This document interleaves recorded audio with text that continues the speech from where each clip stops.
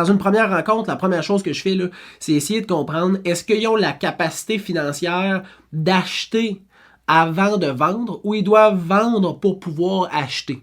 Parce que ça, là, quand tu es propriétaire, c'est le nerf de la guerre. Moi, être franc avec toi, là, c'est le nerf de la guerre. Ça crée énormément d'anxiété d'être obligé de vendre avant d'acheter, mais d'un autre côté, dans le marché qu'on est présentement, on va dire 2020, 2021, 2022, 2023, puis 2024, c'est de même, tu sais. C'est difficile, une offre d'achat conditionnelle à la vente d'une maison. Difficile, a.k.a. quasiment impossible.